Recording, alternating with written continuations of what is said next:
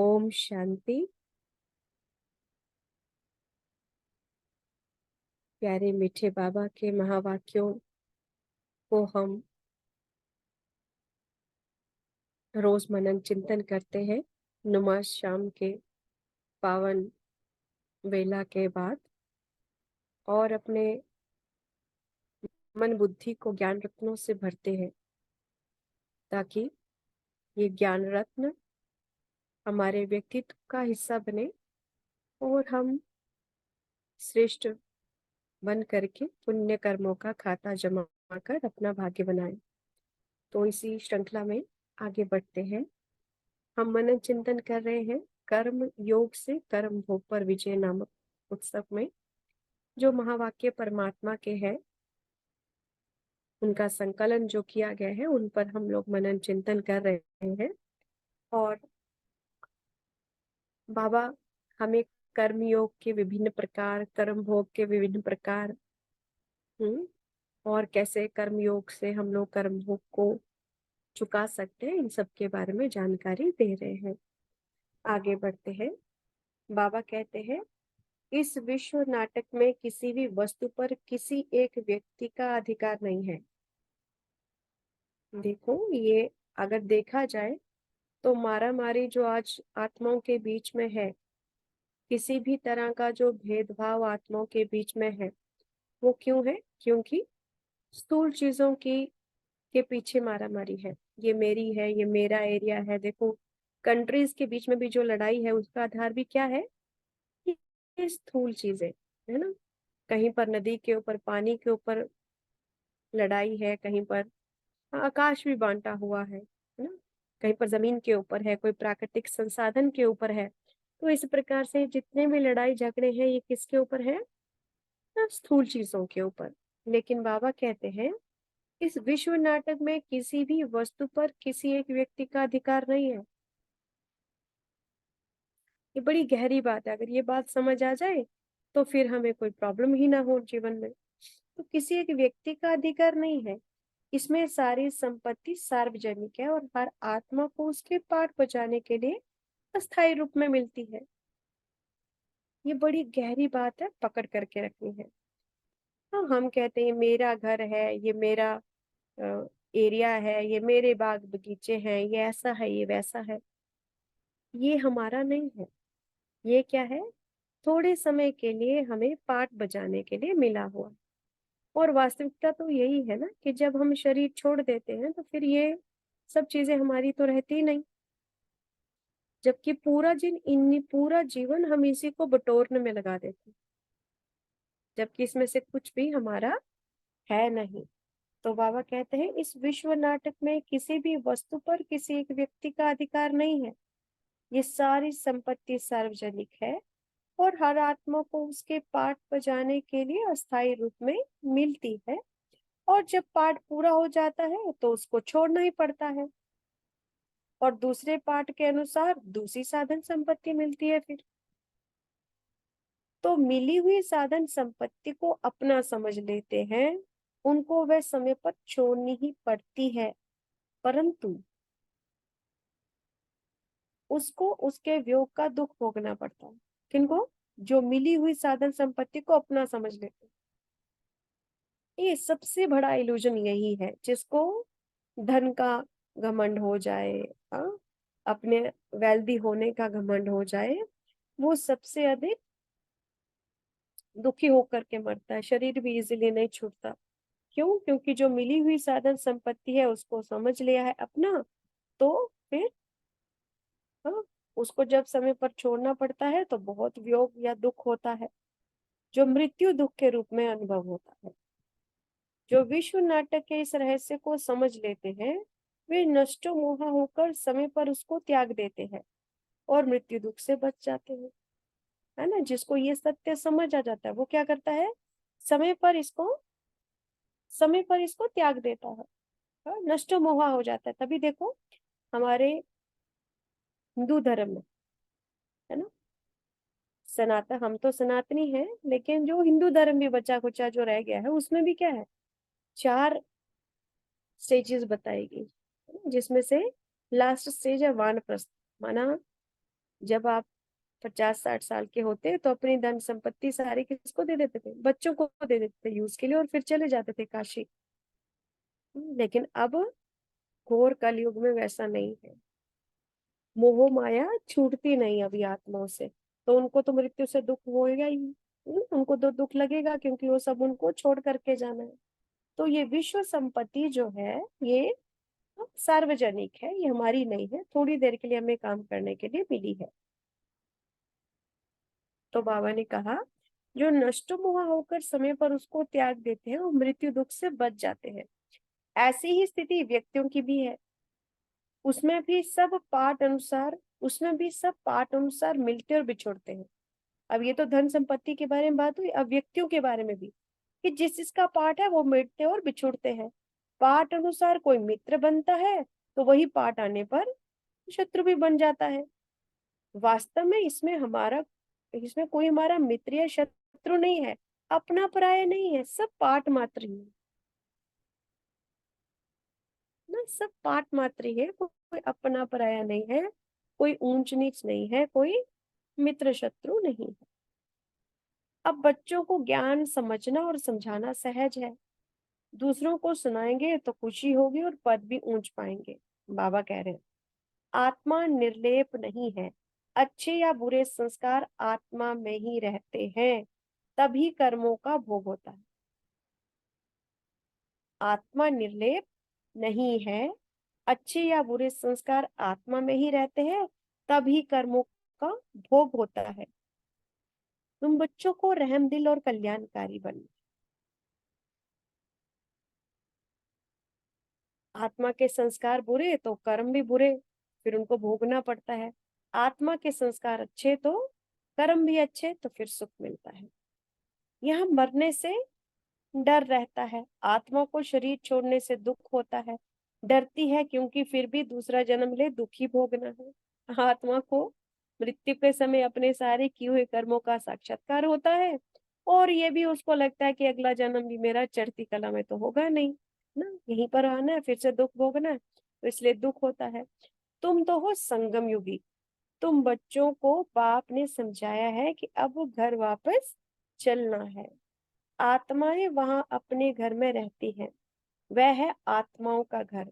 ये है जीवात्माओं का। आत्मा प्लस 5 तत्वों से बना हुआ शरीर, ये हो गया जीवात्मा। और परम धाम है आत्माओं का घर, है ना। तो ये है जीवात्माओं का घर धरती। भगवान से मिलने के लिए बहुत खुशी होनी चाहिए। ईश्वर से मिलेंगे तो क्या होना चाहिए? बहुत खुशी होनी चाहिए। आत्मा का इस शरीर में मोह पड़ गया है, इसलिए आत्मा को डर लगता है कि कहाँ शरीर छूट ना जाए। अज्ञान काल में भी डर रहता है। इस समय जबकि संगम युग है, तुम जानते हो अब वापस जाना है बाप के पास, तो डर की बात नहीं है ना, जबकि हमें पता है कि हमें तो जाना है अब बाप के पास, इसलिए डर की बात नहीं। प्रश्न है, कब कब देखा गया है कि शरीर छोड़ने वाला तो सहज ही चला जाता है, परंतु उसके पीछे रहने वाले दुखी होते रहते हैं। तो ऐसी घटना में किसका कर्म भोग अधिक कहा जाएगा, अर्थात जाने वाले का या रहने वालों का? ये करते हैं ना, कितना क्रंदन डालते हैं। हाँ, कुछ तो दिखावा ही कर रहे होते हैं। अनुभव है, मैक्सिमम लोग तो दिखावा कर रहे होते हैं, सिर्फ समाज को दिखाने के लिए कि देखो हमें कितना दुख है। दिखावा मात्र। और कुछ होते हैं जो सचमुच दुखी होते हैं। वास्तव में जो दुखी होता है उसका ही कर्म भोग अधिक कहा जाए। ठीक है, अगर किसी की मृत्यु हो जाती है तो जिसको सबसे अधिक दुख है उसको ही कर्म भोग कहा जाएगा, उसी का कर्म भोग है, क्योंकि हर आत्मा का अपना कर्म भोग ही आत्मा को दुखी करता है। ठीक है, अपना कर्म भोग ही आत्मा को दुखी करता है। ये दुर्घटना आदि में अल्पायु में शरीर छोड़ना भी कलयुग में विश्व नाटक का विधान है, क्योंकि अभी आत्मा को सारे हिसाब किताब पूरे करने होते हैं, जिसके कारण अचानक शरीर छोड़ना किसके दुख का कारण बनना आदि आदि होते हैं। ठीक है, तो किसी की मृत्यु के बाद जिस आत्मा को अधिक दुख होता है, वास्तव में उसी का कर्म भोग है। जो आत्मा चली जाती है उसका कर्म भोग नहीं है इतना, उसने तो भोग लिया ना, शरीर छूट गया उसका। लेकिन पीछे जो दुखी हो रहे हैं उन्हीं का अधिक कर्म भोग है। कोई का प्यार होता है और शरीर छोड़ता है तो मोह में जैसे पागल बन जाते हैं। माताओं को ज्ञान न होने के कारण विनाशी शरीर के पिछाड़ी विधवा बन कितना रोती हैं, याद करती रहती है। हाँ, अभी तुम अपने को आत्मा समझ दूसरे को भी आत्मा देखते हो तो जरा भी दुख नहीं होता है। ठीक है, तो हम क्योंकि अभी सोल कॉन्शियस बनते हैं, खुद को भी आत्मा समझते हैं, दूसरों को भी आत्मा समझते हैं, तो हमें दुख नहीं होता है, क्योंकि आत्मा ने शरीर छोड़ा। देह की याद आने से रोते हैं, देखते भी हैं कि शरीर खत्म हो गया, फिर उनको याद करने से क्या फायदा। अविनाशी शरीर ने जाकर दूसरा शरीर लिया, अविनाशी चीज ने जाकर दूसरा शरीर लिया। शरीर में अविनाशी आत्मा है, तो अविनाशी आत्मा ने जाकर दूसरा शरीर लिया। ये तो बच्चे जानते हैं कि जो अच्छा कर्म करता है उसको फिर शरीर भी अच्छा मिलता है। परमात्मा महावाक्य है ये, 6 अगस्त 2009 को रिवाइज कोर्स के। जिन आत्माओं ने अच्छे कर्म किए हैं उनको शरीर भी अच्छा मिलता है। ये शरीर बनते हैं 5 तत्वों से, इसलिए 5 तत्व यहाँ रहने के लिए खींचते हैं। ये विचार सागर मंथन करने की युक्तियां हैं। जब तक योग लगाकर आत्मा पवित्र नहीं बनती, कर्मातीत अवस्था नहीं बनी है, तब तक वापस जा नहीं सकते। समझा? जब तक हम कर्मातीत नहीं बनते तब तक इसी भवसागर में गोते खाने पड़ेंगे। लोग मोक्ष मानते हैं कि हमें क्या मिल जाए, मोक्ष मिल जाए। लेकिन मोक्ष माना जन्म मरण के चक्र में आना ही नहीं, वो नहीं मिलता कभी भी। तो दुखों से मुक्त होना ही वास्तव में मोक्ष है। दुख के कारण को मिटा देना ही वास्तव में मोक्ष है, जो बाबा के ज्ञान से मिलता है। दुख के कारण को ही मिटा दो तो फिर दुनिया को छोड़ने का मन करेगा नहीं, फिर तो अच्छा है, सब ठीक चल रहा है। हम मोक्ष कब मांगते हैं, जब दुख लगता है।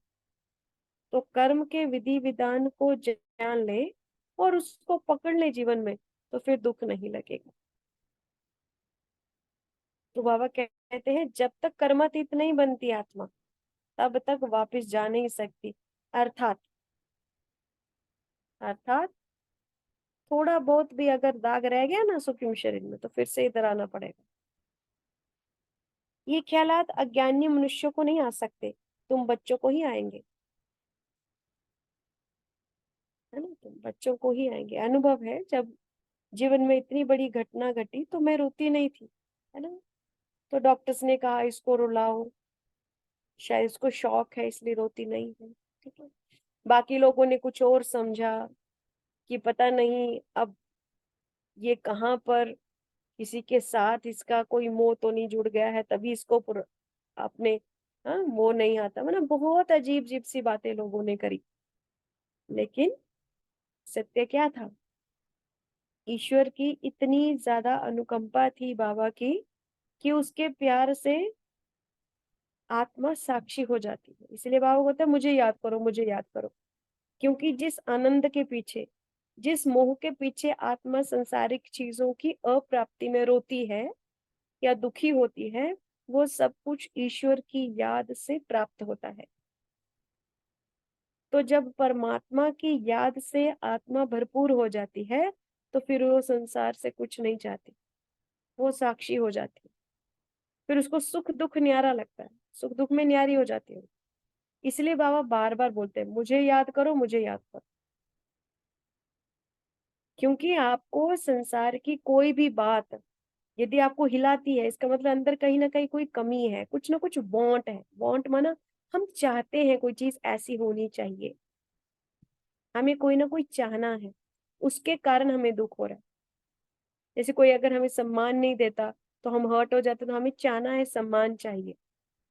कोई प्यार नहीं करता, कोई अटेंशन नहीं देता, कोई कुछ भी, कोई हमारी तरह सोचता नहीं, परफेक्ट नहीं चलता, कुछ भी हो जाए, कुछ भी, कुछ ना कुछ चाहना है, इसीलिए अंदर हलचल पैदा होती है।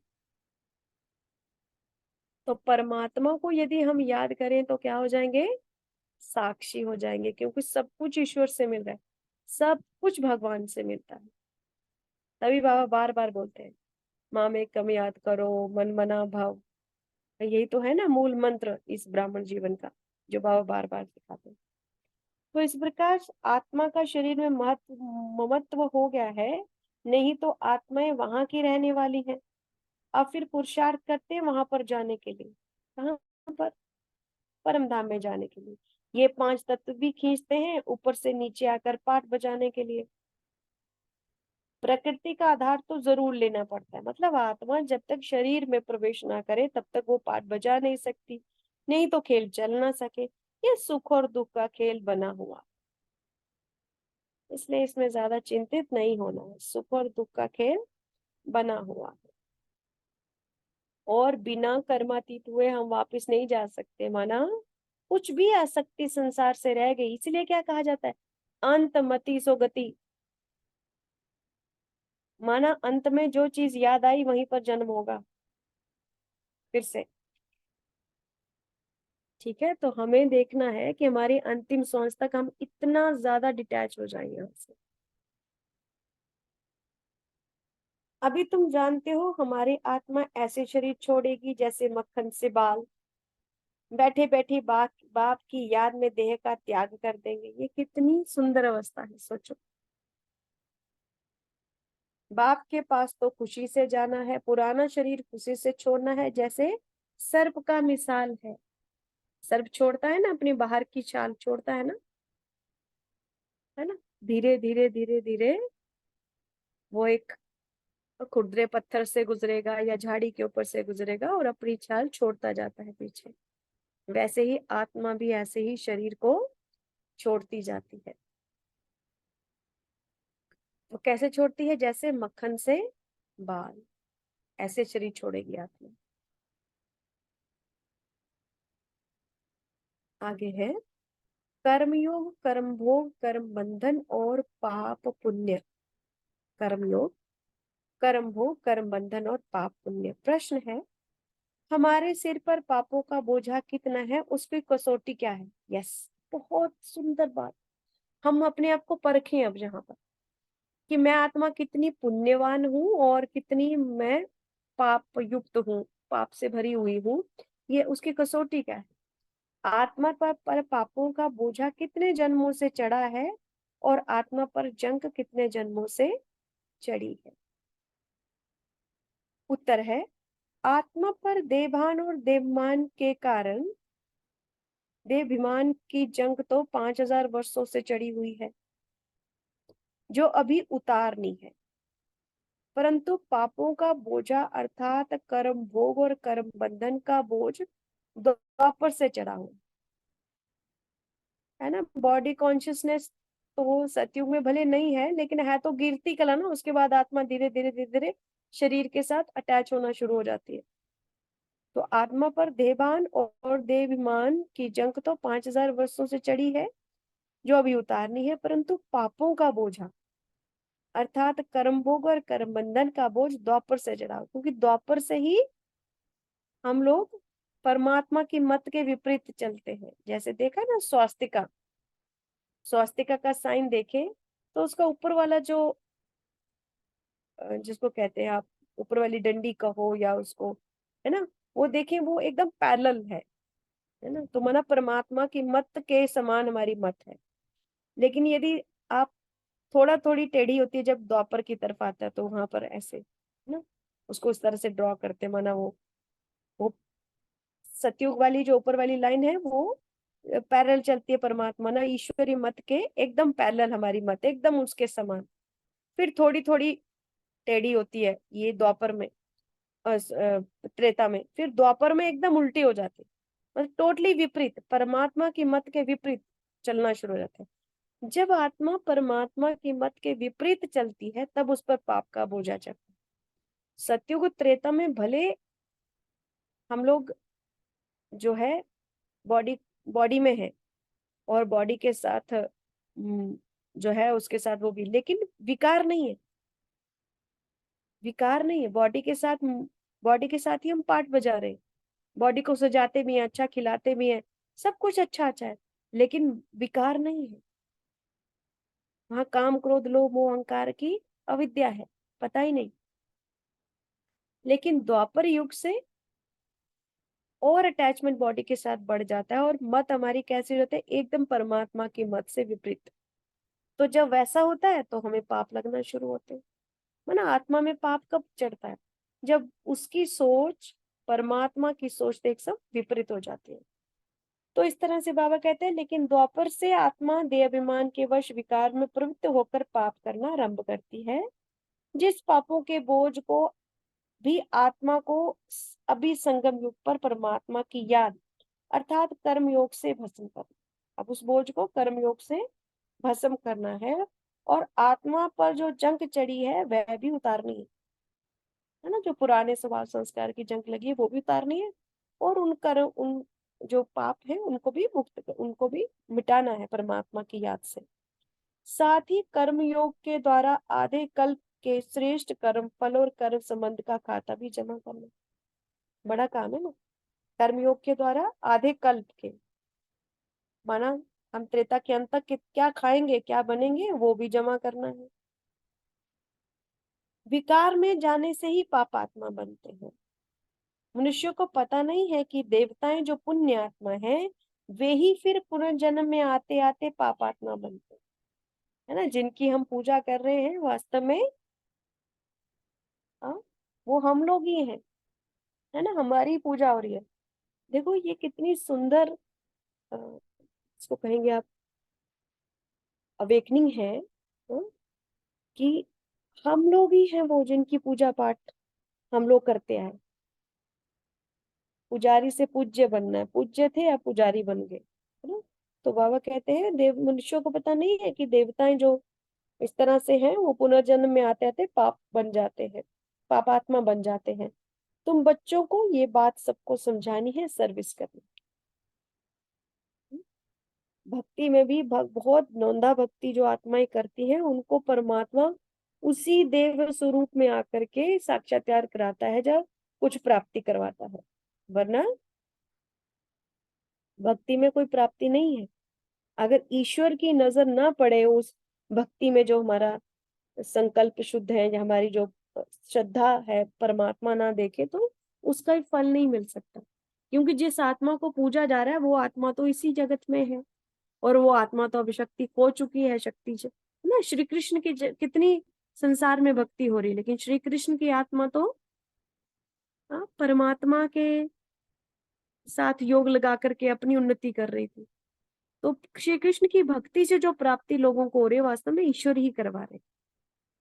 श्री कृष्ण की आत्मा तो वो प्राप्ति नहीं करवा सकती थी ना जब तक, अब तो करवा सकते क्योंकि अभी वो संपूर्ण है। पुण्य क्या है और पाप क्या है, पुण्य आत्माएं कहाँ होती हैं और पाप आत्माएं कहाँ होती है।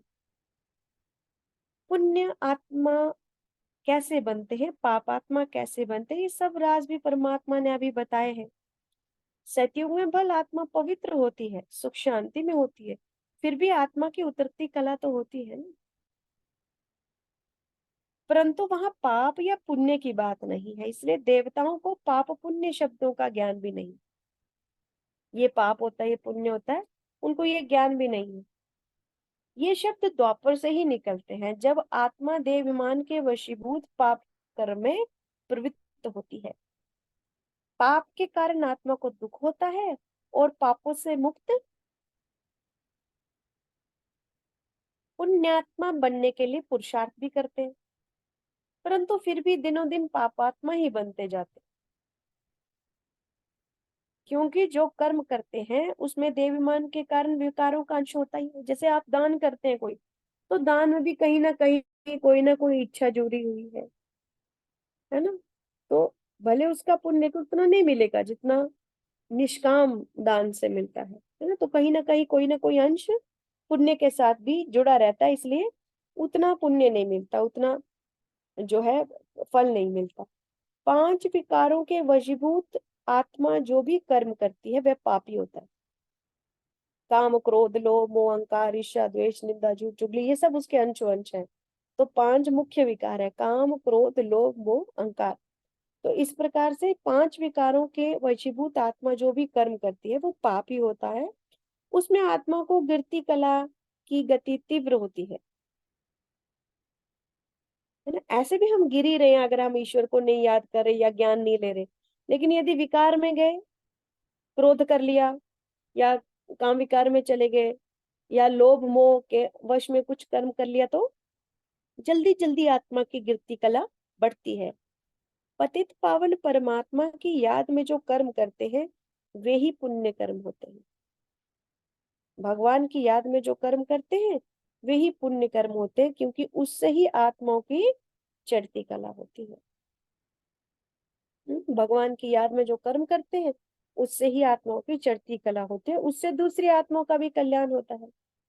केवल आत्मिक स्थिति में जो कर्म होते हैं वे पाप और पुण्य दोनों से परे होते हैं। स्वयं को आत्मा समझ करके जो कर्म होते हैं, क्यों? क्योंकि उसमें निष्काम भाव होगा, वो गुणों पर आधारित होंगे। हम्म, तो गुणों में स्थित होगी, इसलिए बाबा बोलते हैं, सोमान में स्थित होके कर्म करो। सोमान माना वही गुण जो आत्मा के गुण है, उनमें स्थित होकर के जो हमारे संकल्प निकलते हैं, जो हम कर्म वाचा में आते हैं, वही पुण्य कर्म होते हैं। बाकी सारे के सारे कर्म पाप होते हैं। तो बाबा कहते हैं कि पतित पावन परमात्मा की याद में जो भी कर्म करते हैं वे ही पुण्य कर्म होते हैं, क्योंकि उसमें ही आत्माओं की चढ़ती कला होती है, उससे दूसरी आत्माओं का भी कल्याण होता है। केवल आत्मिक स्थिति में जो कर्म होते हैं ये पाप और पुण्य दोनों से परे होते हैं, जो सतयुग त्रेता युग में ही होते हैं। हाँ, सतयुग और त्रेता युग में ही आत्मिक स्थिति होती है ना, तो इसलिए वहीं पर यही पुण्य कर्म होते हैं। इसलिए ही सतयुग त्रेता की आत्माओं को कर्म को अकर्म कहा जाता है। अब देखो यहाँ पर 3 चीजें होंगी, कर्म, अकर्म और विकर्म। हाँ, पुण्य कर्म, अकर्म और विकर्म। तो जो कर्म हमने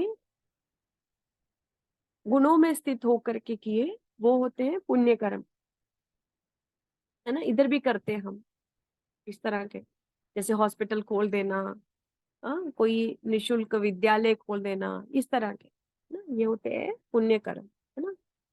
फिर अकर्म, अकर्म माना पाप और पुण्य दोनों से उपराम होकर के केवल आत्मिक स्थिति में स्थित होकर कर्म करना। ना पाप पुण्य की इच्छा, ना पाप का उसमें, पाप तो होगा ही नहीं, लेकिन पुण्य की भी कोई इच्छा नहीं।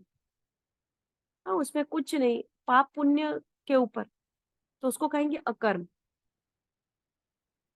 टोटली सोल कॉन्शियस, मैं आत्मा हूँ बस, इस स्थिति में स्थित होके।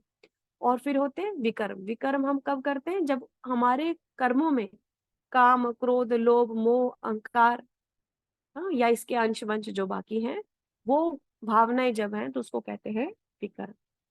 तो सत्युग त्रेता में अकर्म होता है। क्यों अकर्म होता है? क्योंकि वहां पर केवल आत्मिक स्थिति में कर्म होते हैं, वो पाप और पुण्य दोनों से परे होते हैं, जो सत्युग त्रेता में ही होते हैं। इसलिए ही सत्युग त्रेता में आत्माओं के कर्मों को अकर्म कहा जाता है, क्योंकि उनसे ना तो पाप होता है ना ही पुण्य होता है। भक्ति मार्ग में जो दान पुण्य साधना आदि करते हैं उनसे अल्पकाल के लिए पुण्य होता है ना, वही हो गए पुण्य कर्म। परंतु अंतिम परिणाम पाप का ही होता है, क्योंकि उनमें विकारों का अंश होता है, जिससे आत्मा की गिरती कला ही होती है। अभी बच्चे चलते फिरते अथवा यहाँ बैठे बैठे जन्म जन्मांतर के जो सिर पर पाप हैं, उन पापों को याद की यात्रा से विनाश करते हैं। बच्चे समझते हैं हम याद की यात्रा से अपने पाप काट रहे हैं, गोया अपना कल्याण कर रहे हैं। भगवान को याद करके हम पाप काट रहे हैं, इसका मतलब हम क्या कर रहे हैं? अपना कल्याण कर रहे हैं। प्रश्न है, पापात्मा बनने का मूल कारण क्या है? बाबा ने एक बार मुरली में बताया है, पापात्मा बनने का मूल कारण काम विकार है। इसीलिए विकारों में सबसे पहला विकार कौन सा है? काम विकार। क्रोध भी बड़ा विकार है और उससे आत्मिक शक्ति का बहुत ह्रास होता है। लेकिन क्रोधी को पापात्मा नहीं कहेंगे। देखो, याद रखो इस बात को, क्रोधी को पापात्मा नहीं कहेंगे। इसलिए सन्यासी में क्रोध होते भी काम विकार को छोड़ने के कारण को पतित मनुष्य सिर झुकाते, है ना। सन्यासी भी गुस्सा करते हैं, गुस्सा होता है उनमें भी, है? क्रोध कर देते हैं कई बार, लेकिन क्योंकि उन्होंने काम विकार को जीता हुआ, इसलिए पतित मनुष्य उनको सिर झुकाते हैं, उनको पतित नहीं कहा जाता।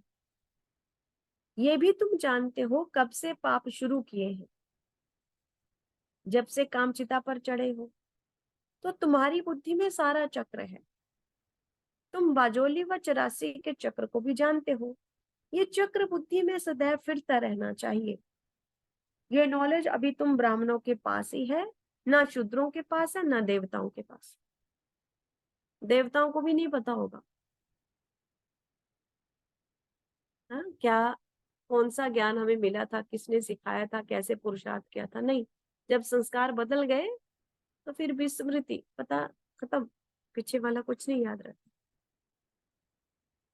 अभी तो अनेक आत्माओं के अनेक जन्मों के बने हुए खाते, जिसको पाप कर्मों का खाता कहा जाता है, उसको भस्म कराने के आप निमित्त हो। जो अन्य के व्यर्थ खाते को भस्म कराने वाले हैं, वे स्वयं अपना ऐसा खाता बना नहीं सकते। ये तो पुराने खाते हैं। आप तो पुराने खाते समाप्त कर नया जन्म, नए खाते बनाने वाले। पुराने खाते सब खत्म हो रहे, ऐसा अनुभव होता है। होता है बाबा, बिल्कुल ऐसा अनुभव होता है। कैसे पता चलेगा कि हमारे पुराने खाते खत्म हो रहे? जीवन में हल्कापन आना शुरू हो जाए। एक मुरली थी या भगवान की टचिंग थी, हाँ मुझे याद आता है, शुरू शुरू की बात है। कई बार प्रश्न करते थे बाबा से कि सदा निरंतर बुद्धि परमधाम में क्यों नहीं टिकती। शुरू शुरू में बहुत जुनून होता था योग लगाने का, तो बाबा निरंतर बुद्धि परमधाम में क्यों नहीं टिकती। तो उत्तर मिला, क्या उत्तर मिला, शायद मुरली में भी आया है शायद ये। क्या उत्तर मिला कि क्योंकि अभी आत्मा पर कर्मों का बोझ अधिक है, इसीलिए बुद्धि ऊपर नहीं टिकती है ज्यादा देर तक। जैसे जैसे बोझ उतरना शुरू हो जाएगा तो फिर निरंतर याद की अवस्था हो जाएगी, निरंतर याद, सीधा परम धाम। ऐसी आत्माएं ही बैठ करके शरीर छोड़ेंगी। हम्म। तो बाबा कहते हैं अभी तो अनेक जन्मों के, आत्मा के अनेक जन्मों के बने हुए खाते, जिनको पाप कर्मों का खाता कहा जाता है, उसको भस्म कराने के आप निमित्त हो। जो अन्य के व्यर्थ खाते को भस्म कराने वाले हैं, वे स्वयं अपना ऐसा खाता बना नहीं सकते। ये तो पुराने खाते हैं।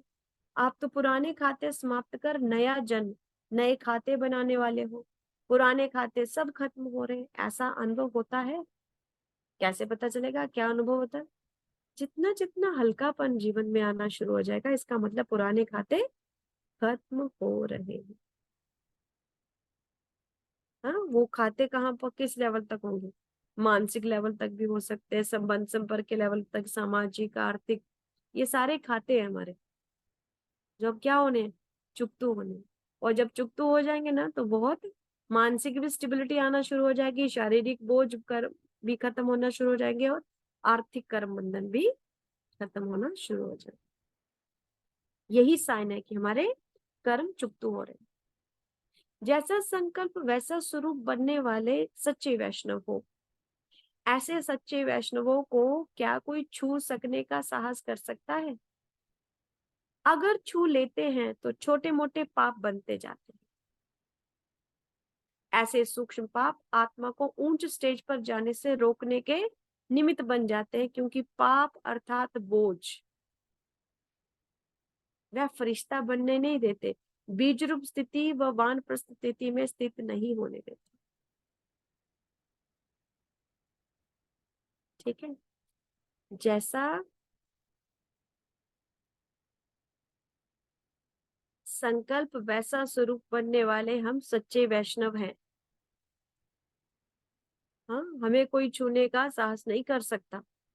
अगर छू लेते हैं तो छोटे मोटे पाप ऐसे सच्चे वैष्णवों को क्या कोई छू सकने का साहस कर सकता है? अगर छू लेते हैं तो छोटे मोटे पाप बनते जाते हैं। माना अगर हम गलती कर लेते हैं कुछ ना कुछ, हाँ? बाबा कहते हैं कि आप तो सच्चे वैष्णव हो, आपको कोई विकार कोई माया छू नहीं सकती, लेकिन अगर छू लेती है तो इसका मतलब छोटे छोटे पाप बनते जाते हैं। और ये सूक्ष्म पाप क्या बोलते हैं फिर? आत्मा को ऊंच स्टेज पर जाने से रोकने के निमित्त बन जाते हैं, क्योंकि पाप अर्थात बोझ, ये फरिश्ता बनने नहीं देते, बीज रूप स्थिति व वानप्रस्थ स्थिति में स्थित नहीं होने देते। हाँ, सच्चा वानप्रस्थ क्या है? परम धाम ही सच्चा वानप्रस्थ है ना। हाँ, सही वानप्रस्थ अवस्था तो वही है, परम धाम में टिकना, कुछ नहीं चाहिए संसार से, टोटली वैराग, है ना। तो वो टिकने नहीं देगा, कहाँ पर? वानप्रस्थ में। पांच विकारों के वश किए हुए कर्म विकर्म या पाप कहे जाते हैं।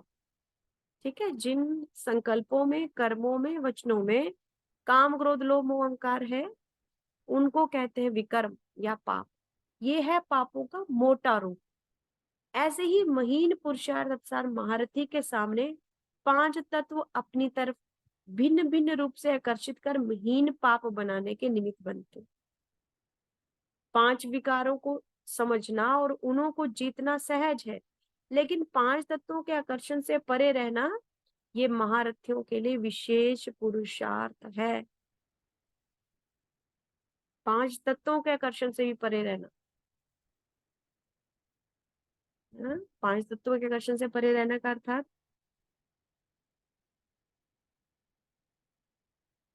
योगी कहते योगी अल्पहारी होता है, उसको शरीर को मेंटेन करने के लिए ज्यादा चीजों की जरूरत नहीं पड़ती, वो अल्पहारी है। क्यों? क्योंकि वो अपने संकल्पों को इतना कंट्रोल कर लेता है, इतना कम संकल्प चलाता है, जरूरत के समय ही संकल्प चलाएगा। जब वो संकल्प ही इतने कम चले तो इंद्रियों का इतना यूज हो नहीं रहा। जब इंद्रियों का इतना यूज नहीं हो रहा है तो फिर इंद्रियां काफी लंबे समय तक चलते हैं, इसलिए योगी की आयु लंबी होती है। फिर इंद्रियों का अगर यदि ज्यादा प्रयोग नहीं कर रहा तो क्या होगा? फिर शरीर भी ना, इसको मेंटेन भी ज्यादा नहीं करना पड़ेगा, है ना। अभी हम क्या है, इंद्रियों के उपभोग में फंस जाते हैं। क्या देखो, मेडिटेशन क्या है? स्थूल ऊपर से देखे, ठोस रूप में देखे, सुबह उठते ही और रात को सोते समय लेस स्टिमुलेटिंग कंटेंट ग्रहण करना चाहिए। माना सुबह उठते ही ऐसा कंटेंट देखना या सुनना चाहिए जो इंद्रियों को ट्रिगर ना करे, और रात को सोने से पहले भी ऐसा ही करना चाहिए। धीरे धीरे इससे क्या होता है फिर? आत्मा की जो अवस्था है वो उपराम होना शुरू हो जाती है, शरीर से उपराम। तो जो सच्चा योगी होगा, जो महारथी होगा, वो शरीर में कम ही टिकेगा, ज्यादातर कहाँ रहेगा? वो परम धाम में। उसको पांच तत्वों का आकर्षण भी नहीं होगा। विकारों को जितना तो एक बात है, लेकिन शरीर में मन बुद्धि है ही ऊपर, शरीर शरीर आगे पीछे कुछ नहीं, मन बुद्धि है ही परम धाम। तो पांच तत्वों का आकर्षण से परे रहना ये महारथियों का विशेष पुरुषार्थ। परम धाम की शांति या स्थिति पाप पुण्य दोनों से परे है।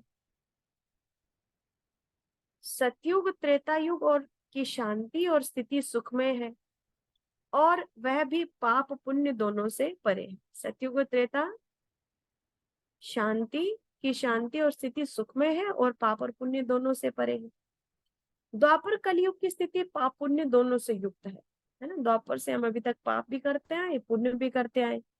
पाप का दुख भोगा और पुण्य का सुख भोगा, लेकिन उसमें पाप की आसक्ति अधिक है, पुण्य की कम। क्योंकि धीरे धीरे जो बुरे चलन है, चाल चलन है, वो दुनिया में प्रसिद्ध होने लग पड़ती है। हाँ, लोग कहते जी जिसकी लाठी जी उसी की भैंस। कौन मानता है भगवान को? कौन मानता है कर्मों को? कौन सुनता है ये ज्ञान आज? तो ये क्या है? पाप का अधिक बोलबाला, पाप अधिक है और पुण्य कम है। संगम युग की अर्थात हमारी वर्तमान स्थिति ही पुण्यमय है। संगम युग अर्थात जब हमारी बुद्धि का कांटा परम धाम या परम पिता परमात्मा के साथ लटका हुआ हो और हमारे संकल्प कर्म विश्व कल्याण के कार्य में रत हो। उसके अतिरिक्त समय की स्थिति तो कलयुग की ही है, अर्थात पापमय ही है।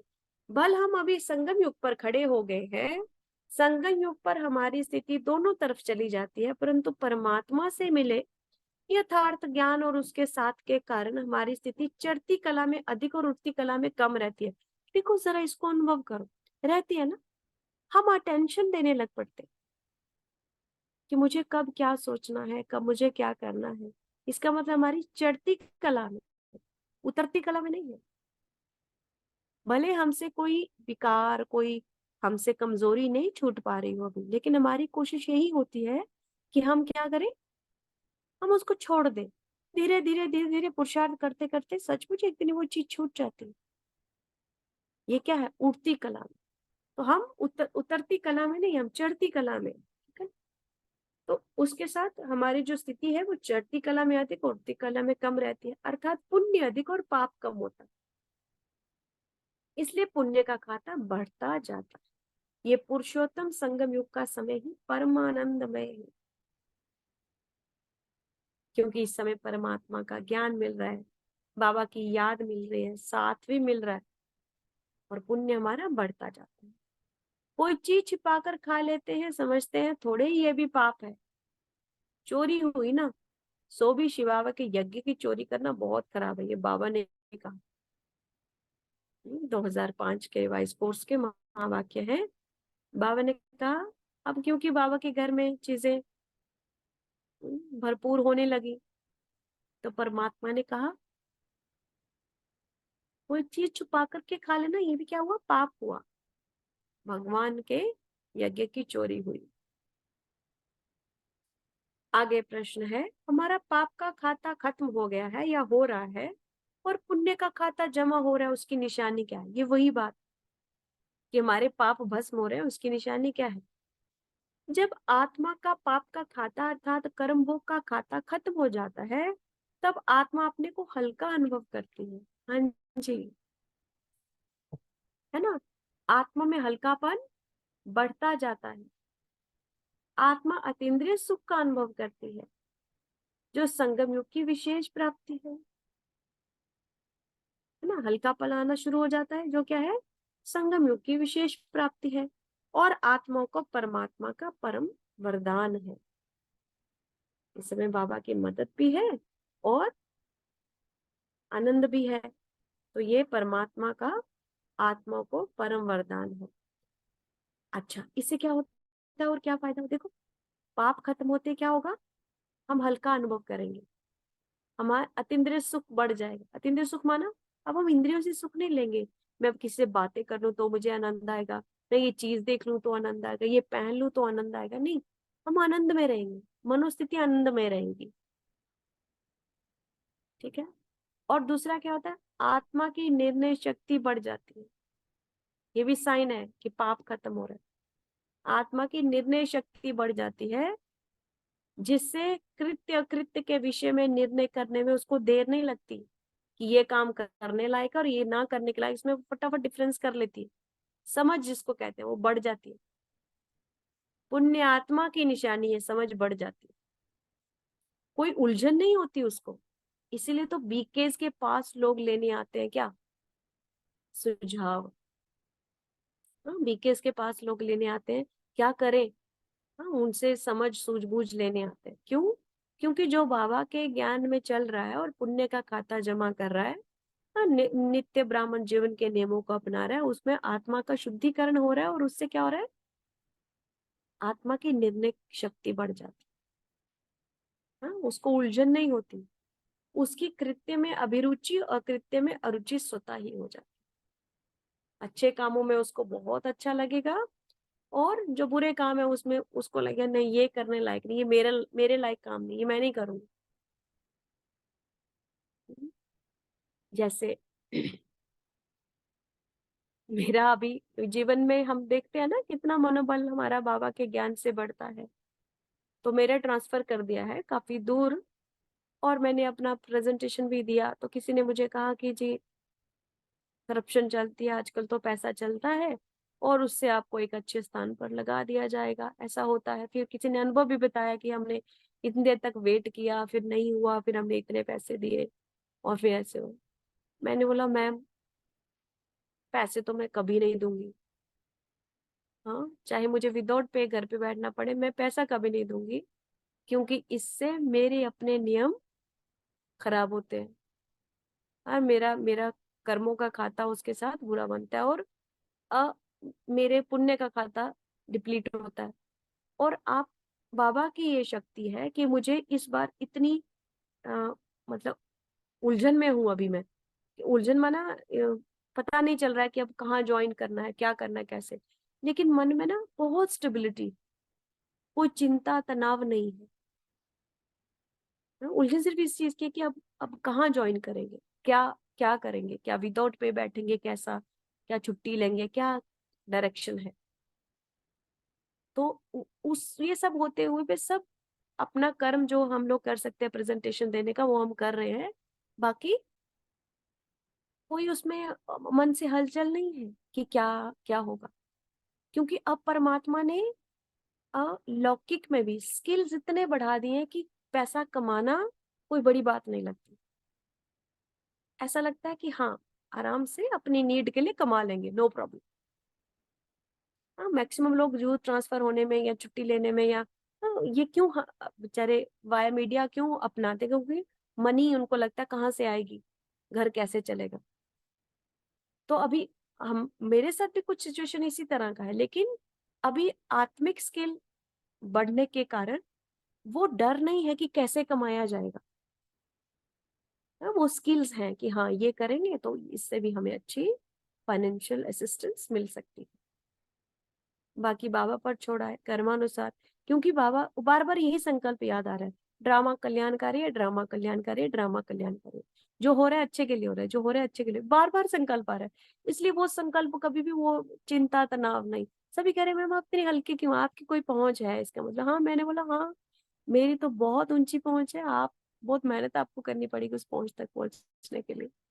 तो बाबा की पहुंच है, वही निश्चिंत रखता है और उसको सौंपते हैं कि बाबा जैसा है सहर्ष स्वीकार है। अगर कहीं पर कोई कर्म बंधन है तो जरूर वो तो देना ही पड़ेगा, है ना, जाना ही पड़ेगा, वहां ऊर्जा देनी ही पड़ेगी। और यदि किसी ने विकारों के वश में मुझे इधर से उतल पुतल किया तो वो भी ढई सही सगे पर ले आएगा, है ना। तो ये फर्क पड़ता है।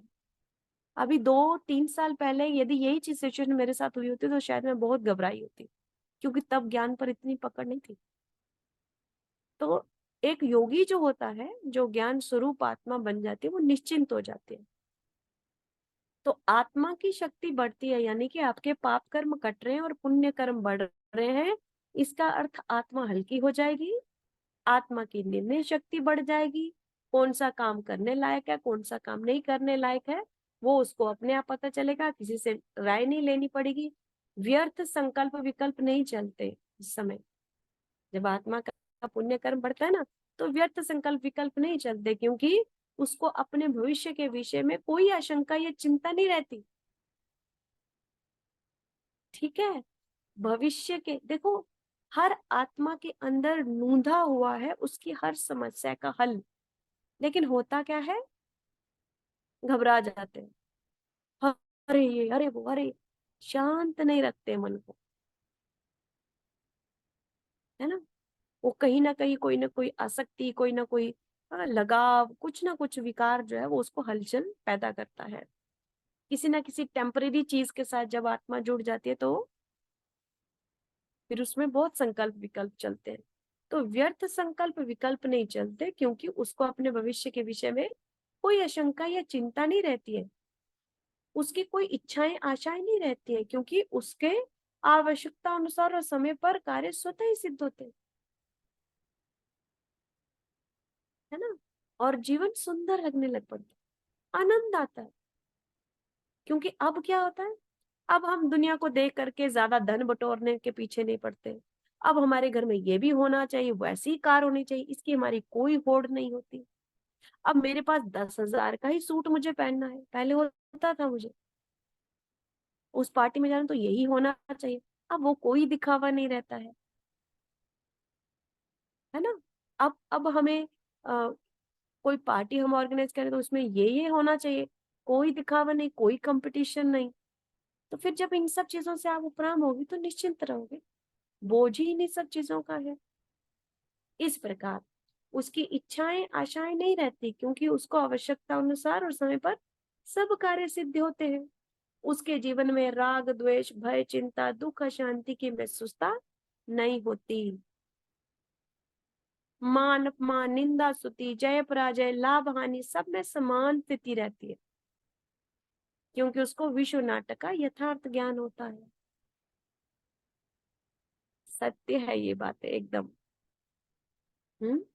अभी बाबा इसी चीज का शायद, हाँ इसीलिए ये ये जीवन में ये इस समय ये फेज आया। बाबा देखना चाहते हो कि मुरली पढ़ के सुना तो रही हूँ, लेकिन खुद में कितनी धारणा विजुता चेक करो,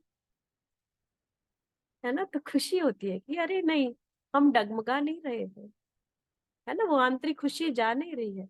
यथा समय अनुसार जो कदम उठाने चाहिए वो भी उठा रहे हैं, और फिर जो निर्णय होगा उसके लिए रेडी भी है। उसको हैवी नहीं बना रहे। तो इस प्रकार बाबा कहते हैं जब फीलिंग नहीं आई इसका मतलब पास हो गए, लेकिन फीलिंग आए तो फेल हो गए, है ना। तो इसलिए कोई इच्छाएं आशाएं नहीं है, राग द्वेष भय चिंता दुख अशांति की महसूसता नहीं होती, मान अपमान निंदा स्तुति जय पराजय लाभ हानि सब एक समान रहता है। उसकी दृष्टि में अपने पराये मित्र शत्रु का भेद भी नहीं रहता, सभी अपने लगते हैं, क्योंकि उसके लिए सब अपने हैं या हो जाते हैं। आज हम विदा ले रहे थे सभी बच्चों से, तो बच्चे रोने लग पड़े। हालांकि उनको मैंने बहुत ज्ञान सुनाया है, जब मैं क्लास लेती थी उनकी लौकिक, तो मैंने उनको बहुत ज्ञान सुनाया है। फिर मैंने बोला कि मैंने आपको क्या पढ़ाया और आप क्या दे रहे हो, फटाफट से आंसू पूछे। नहीं नहीं मैम, ये तो ऐसे ही था, है ना। तो माना ये सब चीजें जो है ये हमें जीवन में प्रैक्टिकली धारण करने के लिए है। तो उनकी सहज आत्मिक स्थिति रहती है, उसके प्रति उसकी आत्मिक दृष्टि रहती है सबके प्रति, और वह सबको आत्मिक स्वरूप में ही देखता है। सभी आत्मा है, परमात्मा के बच्चे हैं, सभी मेरे अपने हैं। हाँ, कोई मेरा बहुत अजीज कोई बहुत दूर, ऐसा नहीं, सभी मेरे अपने हैं। उसकी सर्व आत्माओं के प्रति शुभ भावना शुभ कामना रहती है। हाँ, वो किसी के भी बुरे कर्मों को देख करके उससे घृणा नहीं करता, और किसी के भी पुण्य कर्मों को देख के उसकी तरफ आकर्षित नहीं होता, एक समान, क्योंकि कर्मों का फल हर आत्मा को मिलता है। तो यहीं तक रखते हैं। ये थे परमात्मा के वहां वाक्यों पर आधारित कितना सुंदर चिंतन, और कितनी ज्ञान चक्षु को खोलने वाले ज्ञान रत्न, हमारे तीसरे नेत्र को खोलने वाले ज्ञान रत्न। तो क्या क्या सीखा आज बाबा ने, क्या बताया। आज बाबा ने बताया कि पाप कर्म जब मुक्त हो रहे हैं आप, तो उसकी निशानियां क्या होंगी। हम्म अकर्म सुकर्म और विकर्म क्या है, इसकी परिभाषा आज हमने बहुत अच्छे से समझी, है ना।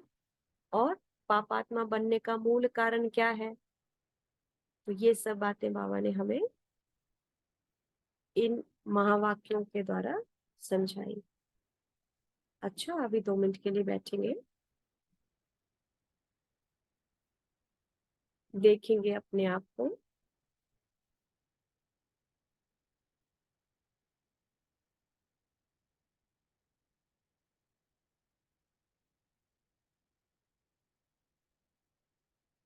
मैं आत्मा भ्रिकुटी के मध्य विराजमान एक चेतन शक्ति हूँ।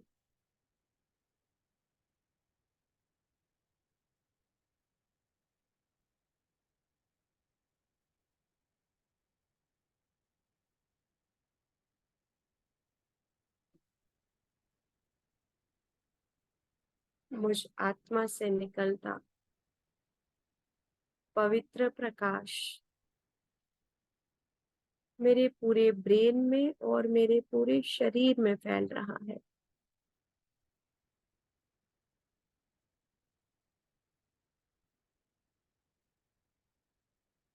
मैं आत्मा ज्ञान स्वरूप हूँ।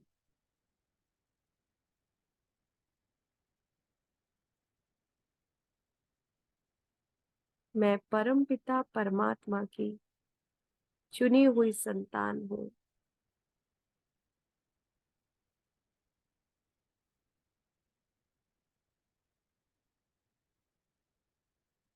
देखिए अपने आप को परम धाम में परमात्मा के बिल्कुल समीप।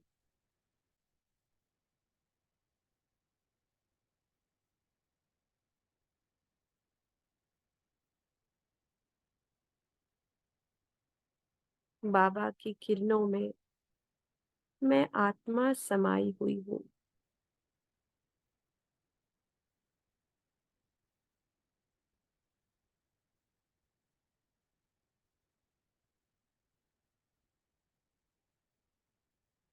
बाबा से दिव्य प्रकाश मुझ आत्मा में समा रहा है।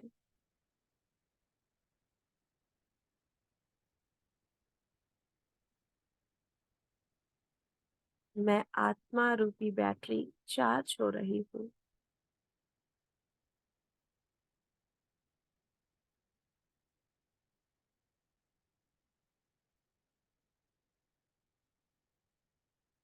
मैं परम धाम में परमात्मा के आसपास एक नन्हे बच्चे की तरह विचरण कर रही हूँ।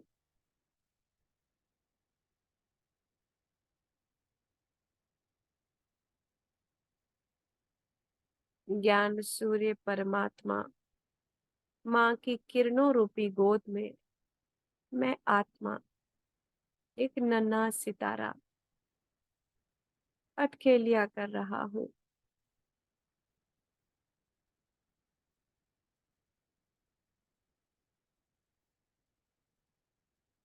मैं एक आत्मा हूँ।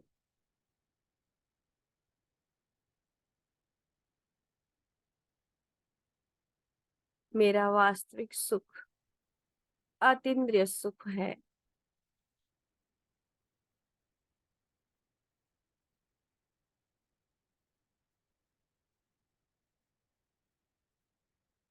मैं इंद्रियों से परे हूँ।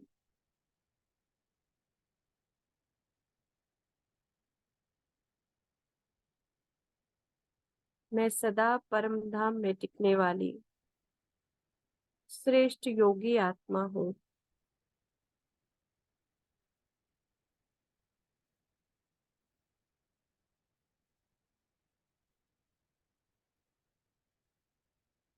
मुझे कर्मों की गुह्य गति ज्ञात है।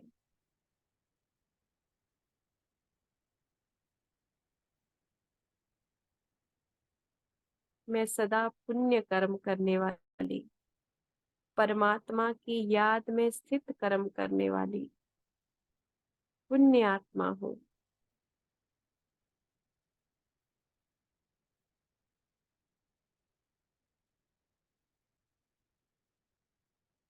मैं कर्मातीत स्थिति का अनुभव करने वाली इस संसार के हर आकर्षण से उपराम रहने वाली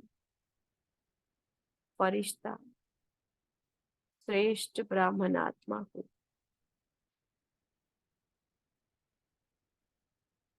धन्यवाद करें बाबा का। बहुत बहुत शुक्रिया बाबा।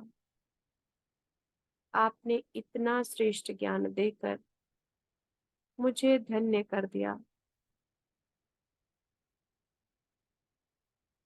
मेरे व्यक्तित्व को निखारने वाले आप ही सच्चे सद्गुरु हो बाबा।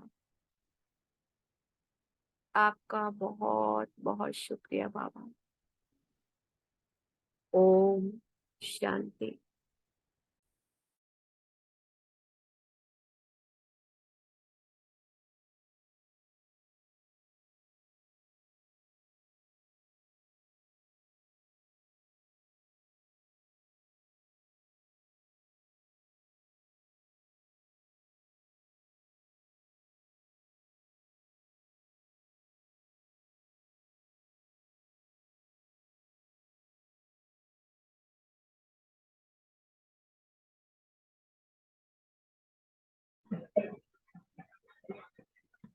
किसी को कुछ। जी ओम शांति दीदी। शांति। जी मैं ये पूछ रिकॉर्डिंग रही ऑफ कर। हूँ तो जी आवाज आ रही है रिकॉर्डिंग। दी?